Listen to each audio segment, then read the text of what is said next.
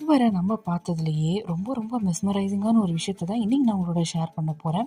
குரான்ல சூரா அல் மூமினூன் அப்படிங்கிற ஒரு சாப்டர்ல இறைவன் இந்த வசனத்தை சொல்லியிருக்கிறான். முதல் மனிதனை களிமண்ணின் மூலத்திலிருந்து நாம் படைத்தோம். பின்னர் பாதுகாப்பான ஒரு இடத்தில் அவனை விந்தாக நாம் ஆக்கினோம். பின்னர் அந்த இந்திரியத்தை இரத்த கட்டிகளாக படைத்தோம். பின்னர் அந்த இரத்த கட்டியை சதை துண்டாக படைத்தோம். பின்னர் அந்த சதை துண்டை எலும்புகளாக படைத்தோம். பின்னர் அவ்வெலும்புகளை சதையை அணிவித்தோம்.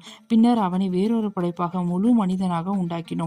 ஆகவே அல்லாஹ் பெரும் பாக்கியமுடையவன், அவன் படைப்போரில் மிக்க அழகானவன் அப்படின்னு சில வசனங்கள் குறிப்பிடப்பட்டிருக்கு. கனடாவை சேர்ந்த எம்ப்ரியாலஜிஸ்ட் டாக்டர் கேட் மோர் இந்த விஷயங்களை படிச்சு ரொம்பவே ஆச்சரியப்பட்டாரு. மேலும் இந்த விஷயத்த சயின்ஸோட நாலேஜ் இல்லாத மனிதர்களால அறிய முடியாதுன்னு குரான்ல விவரிக்கப்பட்டது ரொம்ப துல்லியமானது அப்படின்னு சொல்லியிருக்காரு. ஸல்லல்லாஹு அலைஹி வஸல்லம் அவங்க வாழும் போதும் வாழ்விற்கு பிறகும் கூட யாரும் இந்த ஒரு விஷயத்தை ரிசர்ச் பண்ணி கண்டுபிடிக்கல. ஆனா அந்த காலத்துல இவ்வளவு அக்யூரேட்டா சொல்ல முடியுது அப்படின்னா சிந்தித்து உணர வேண்டாமா? இந்த மாதிரி சின்ன சின்ன கண்டென்ட்ஸ்க்கு நம்ம சேனல் ஃபாலோ சப்ஸ்கிரைப்